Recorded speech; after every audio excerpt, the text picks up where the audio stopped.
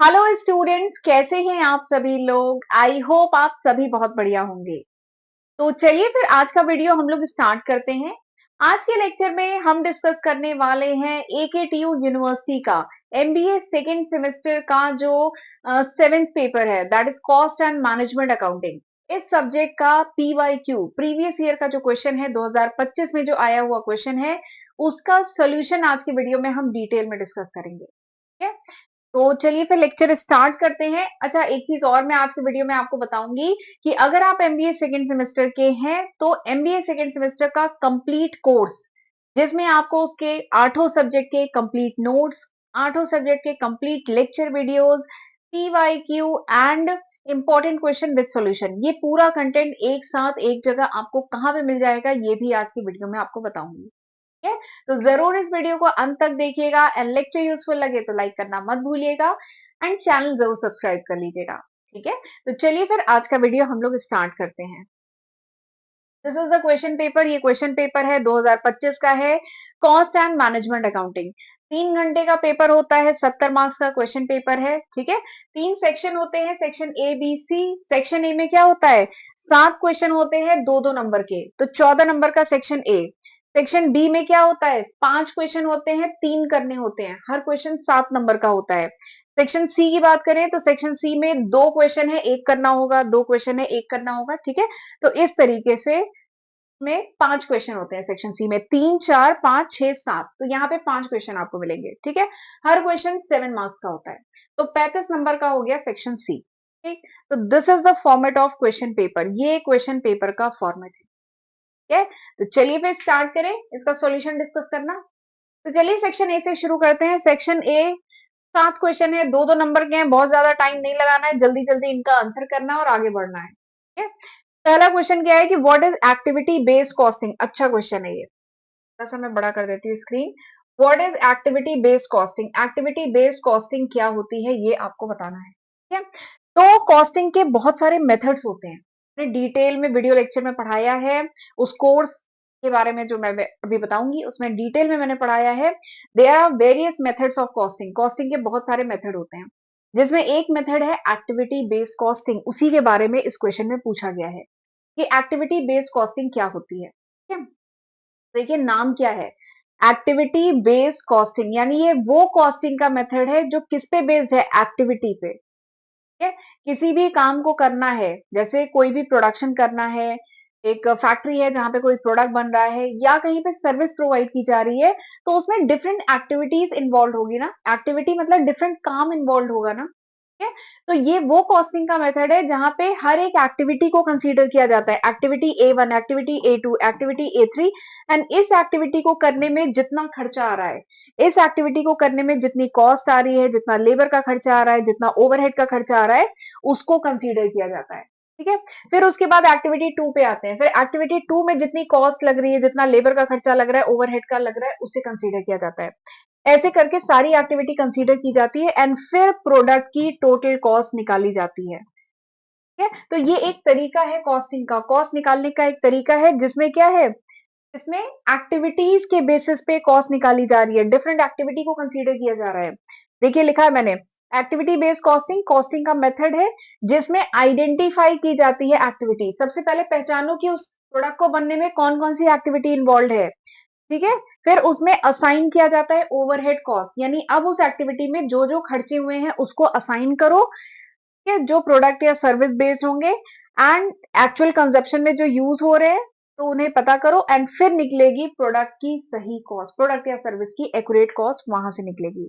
And this method is better as compared with traditional method, traditional method के compare में ये method ज्यादा अच्छा मेथड है। This is ABC, activity based costing. ठीक, अगला क्वेश्चन देखते हैं, नेक्स्ट क्वेश्चन पढ़ लीजिए एक बार। अगला क्वेश्चन क्या है कि एक्सप्लेन द टर्म, एक्सप्लेन करना है, historical cost and sunk cost, historical cost और संक कॉस्ट को एक्सप्लेन करो। तो देखिए हिस्टोरिकल कॉस्ट क्या होती है, हिस्टोरिकल पुराना। ठीक है, तो historical cost basically original cost होती है जो इनकर्ड होती है when we acquire some asset, जब किसी एसेट को हम खरीद रहे हैं, उसे एक्वायर करने में जो भी हम पेमेंट कर रहे हैं दैट इज हिस्टोरिकल कॉस्ट। तो हिस्टोरिकल कॉस्ट ओरिजिनल कॉस्ट होती है टू एक्वायर, इनकर टू एक्वायर द एसेट, ठीक है, या कोई सर्विस अवेल कर रहे हैं, तो जो ओरिजिनल हमने कॉस्ट पे की है दैट इज हिस्टोरिकल कॉस्ट, ठीक है, या इसको रिकॉर्ड किया जाता है at the time of purchase, purchase के समय रिकॉर्ड किया जाता है, दिस इज हिस्टोरिकल कॉस्ट। अगली जो कॉस्ट है that is sunk cost. Sink, sung, sung, sink का पास्ट टेंस है संग, संग मतलब जो डूब गया, ठीक है, तो वो पैसा जो आप खर्चा कर चुके हैं, आपने फैक्ट्री बनवाई, कोई बड़ी मशीनरी या किसी टाइप की मशीनरी आपने खरीदी, तो जो खर्चे आप कर चुके हैं अब उसका आप कुछ नहीं कर सकते हैं, that is called sunk cost. तो संक कॉस्ट क्या होती है, वो cost which is already been incur, वो खर्चे जो आप कर चुके हैं फैक्ट्री लगाने में या मशीनरी लगाने में, या कोई पर्टिकुलर मशीनरी लगा दी आपने जो शायद नहीं लगानी चाहिए थी या लगानी चाहिए थी, तो जो कुछ भी आप खर्चे कर चुके हैं जब उसका अब आप कुछ नहीं कर सकते, the cost which is already been incurred and can not be recovered, अब आप उसको रिकवर नहीं कर सकते, खर्चा कर चुके हैं, तो that is called sunk cost, and it should not be consider for future decision making, future में डिसीजन लेने के लिए इसको जनरली नहीं कंसीडर किया जाता है, तो दिस इज संक कॉस्ट, ठीक है। तो ये दो टाइप की कॉस्ट थी। एक टॉपिक है क्लासिफिकेशन ऑफ कॉस्ट या कह लीजिए टाइप ऑफ कॉस्ट, टॉपिक है जिसमें हम कुछ नहीं तो 20-25 टाइप की कॉस्ट पढ़ते हैं, वहां से ये क्वेश्चन है, ठीक। चलिए आगे बढ़ते हैं। अच्छा, आगे बढ़ने से पहले मैं आपको अपनी एप्लीकेशन पे ले चलती हूँ जहां पे मैंने एमबीए सेकेंड का कंप्लीट कोर्स बनाया है, वो आपको मैं दिखाती हूँ। एंड मेरी एप्लीकेशन का नाम है accounting master class, Google play store से भी डाउनलोड कर सकते हैं, प्लस उसका लिंक जो है मैं डिस्क्रिप्शन में दूंगी एंड फर्स्ट कमेंट में दूंगी, वहां से भी ले सकते हैं, ठीक है। तो चलिए एप्लीकेशन पे ले चलती हूँ, आपको मैं कोर्स दिखाती हूँ। तो दिस इज माय एप्लीकेशन, ये मेरी एप्लीकेशन है एमबीए सेकंड सेमेस्टर का, एप्लीकेशन पे पहला ही कोर्स यहाँ पे है एमबीए सेकंड सेमेस्टर का। तो इस पे जब जाएंगे तो आपको मैं कंटेंट दिखाती हूँ। तो जो 8 डिफरेंट सब्जेक्ट्स हैं उनके मैंने ऐसे करके 8 डिफरेंट फोल्डर्स बनाए हुए हैं, ये 8 डिफरेंट फोल्डर इसमें बने हुए हैं। जैसे मैं एक फोल्डर ही ओपन करके दिखाती हूँ। पहला paper business environment and legal aspect of business, पहला पेपर है। तो जब आप कोई भी सब्जेक्ट का फोल्डर ओपन करेंगे तो उसमें 4 आपको फोल्डर और मिलेंगे, ठीक है, नोट्स का, लेक्चर वीडियो का, important question and solution and PYQ का, ठीक है। तो ये इस तरह से मिलेगा, एक ओपन करके दिखाती हूँ। तो जैसे ये है लेक्चर वीडियो का, तो इस तरीके से unit 1, unit 2, unit 3, unit 4, unit 5, तो इस तरीके से पूरा कंटेंट इसमें है, ठीक है। काफी स्टूडेंट ऑलरेडी इनरोल हो चुके हैं, तो अगर आप एमबीए सेकंड सेमेस्टर के हैं एंड किसी रीजन से कॉलेज नहीं जा पाए, नोट्स प्रॉपर प्रिपेयर नहीं है, टॉपिक नहीं समझ में आ रहा है, तो ये कोर्स आप रेफर कर सकते हैं, आपके लिए काफी हेल्पफुल रहेगा। एमबीए सेकंड में भी बहुत सारे बच्चे इनरोल हुए थे, पढ़ाई किए थे, रिजल्ट भी बहुत अच्छा आया, तो उन्हीं की रिक्वेस्ट पे अब मैं एमबीए सेकंड सेमेस्टर का कोर्स लेके आई हूँ, ठीक है। तो आप इस कोर्स को रेफर कर सकते हैं, कोई डाउट वगैरह हो तो कमेंट सेक्शन में पूछ सकते हैं, नहीं तो मुझे टेलीग्राम पे भी पिंग कर सकते हैं, ठीक है। तो चलिए फिर आगे बढ़ते हैं, देखते हैं अपना अगला क्वेश्चन पीवाईक्यू का। अगला जो क्वेश्चन है, तीसरा क्वेश्चन है कि what is cost unit, cost unit क्या होती है। तो देखिए यूनिट मतलब क्या होता है, इकाई, किसी चीज को मेजर करने की जो इकाई होती है यूनिट होती है, यूनिट मतलब तो समझ रहे हैं ना।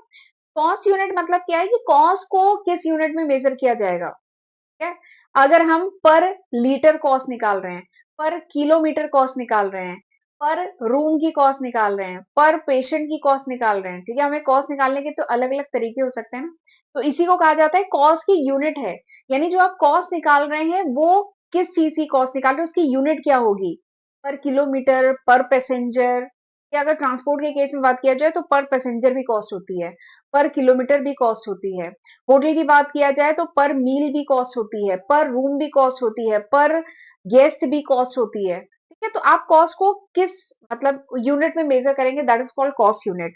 तो कॉस्ट यूनिट क्या है, ये यूनिट है ऑफ प्रोडक्ट, सर्विस और time in relation to cost is ascertain या एक्सप्रेस।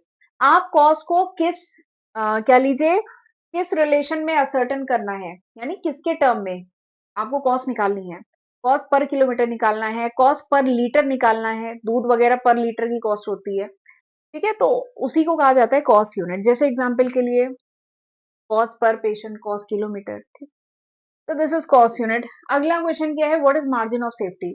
तो एक टॉपिक है आपके सिलेबस में that is CVP analysis, CP analysis, break even analysis एक टॉपिक है, वहां से क्वेश्चन है मार्जिन ऑफ सेफ्टी, ठीक है। तो मार्जिन ऑफ सेफ्टी बेसिकली क्या है, देखिए नाम क्या है, मार्जिन ऑफ सेफ्टी, मार्जिन तो मार्जिन ऑफ सेफ्टी मतलब कितने मार्जिन से आप सेफ पोजीशन पे हैं। तो margin of safety is basically the difference between actual sales and break even sale. आपके बिजनेस की एक्चुअल सेल कितनी हुई एंड ब्रेक इवन सेल कितनी है, उसके बीच का जो मार्जिन है ना, that is called margin of safety. यानी आप सेफ पोजीशन में, आप इस मार्जिन से सेफ पोजीशन पे हैं, तो इसी को कहा जाता है मार्जिन ऑफ सेफ्टी। ठीक है, तो देखिए मार्जिन ऑफ सेफ्टी क्या है, it is the excess of actual या बजटेड सेल क्या है एंड ब्रेक इवन पॉइंट पे सेल क्या है, this is called margin of safety. इसका फॉर्मूला होता है, आप लिखेंगे, इसका ग्राफ होता है, लिखेंगे। मैंने वीडियो लेक्चर में डिटेल में पढ़ाया है मार्जिन ऑफ, ठीक है, इसमें न्यूमेरिकल भी आते हैं मार्जिन ऑफ सेफ्टी पे। ठीक है, तो ये एक इंपॉर्टेंट टॉपिक है। आगे बढ़ते हैं, अगला क्वेश्चन है कि what is zero base budgeting. Zero base budgeting क्या होती है, इसको ZBB भी कहते हैं, ZBB, जीरो बेस बजटिंग। देखिए नाम क्या है, जीरो बेस बजटिंग, यानी वो बजटिंग की टेक्निक जहां पे हर महीना या जो नया बजट बनेगा वो जीरो से बनेगा, स्क्रैच से बनेगा, जीरो बेस से। ऐसा नहीं है कि आप पुराना जो बजट था उसका रेफरेंस लेके नया बजट बनाएंगे, इसमें ये नहीं होता।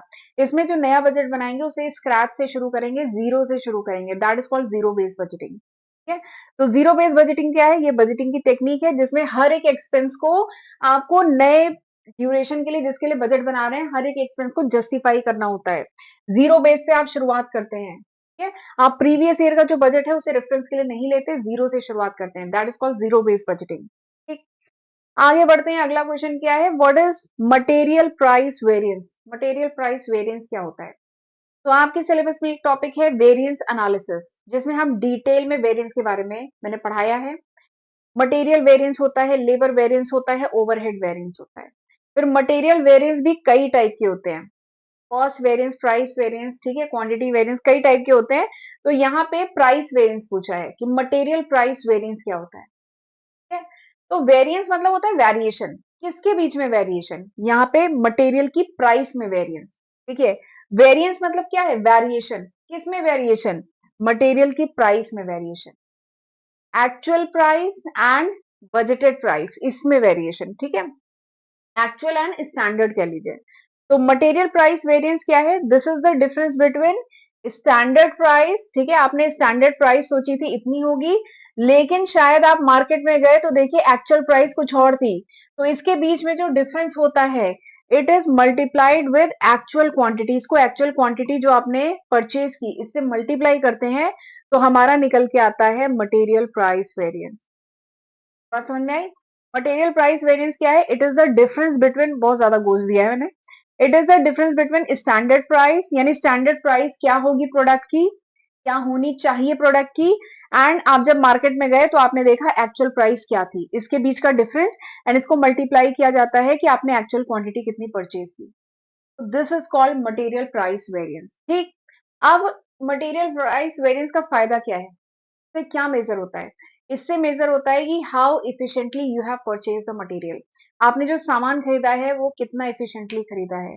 ठीक है, efficiency of purchasing material, material कितना इफिशिएंटली खरीदा है। अगर जितना स्टैंडर्ड था और एक्चुअल के बीच में कम डिफरेंस है, मतलब आपने बहुत इफिशिएंटली खरीदा है, वेरिएंस कम है। ठीक है, तो ये कॉन्सेप्ट इसमें पढ़ते हैं, वीडियो में डिटेल में मैंने पढ़ाया है। आगे बढ़ते हैं, आखिरी क्वेश्चन देखते हैं सेक्शन ए का। सेक्शन ए का आखिरी क्वेश्चन क्या है कि list two category of quality cost under quality costing. दो कैटेगरी बताइए क्वालिटी कॉस्ट की अंडर क्वालिटी कॉस्टिंग, दो कैटेगरी बताइए। तो यहाँ पे बेसिकली क्वालिटी कॉस्टिंग के बारे में बात हो रही है। क्वालिटी कॉस्टिंग क्या होती है, तो quality costing means cost incurred in maintaining the quality.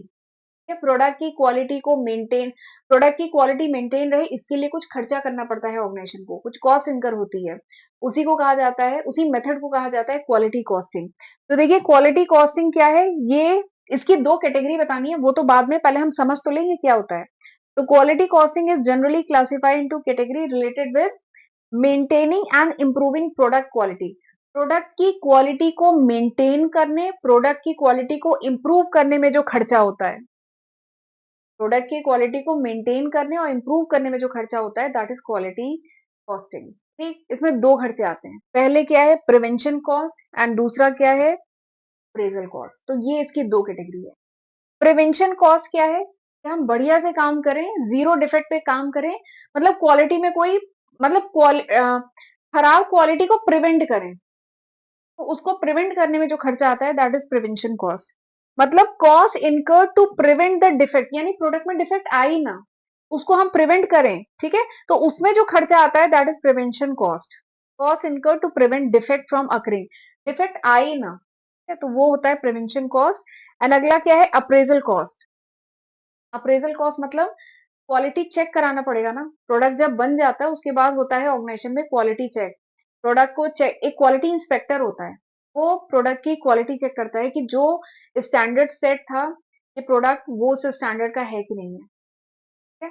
तो क्वालिटी चेक किया जाता है और अगर वो पास करता है प्रोडक्ट तो वो प्रोडक्ट आगे मार्केट में जाता है, और अगर नहीं पास करता है तो प्रोडक्ट वापस हो जाता है, ठीक है? क्योंकि कंपनी अपना नाम नहीं खराब करना चाहती है।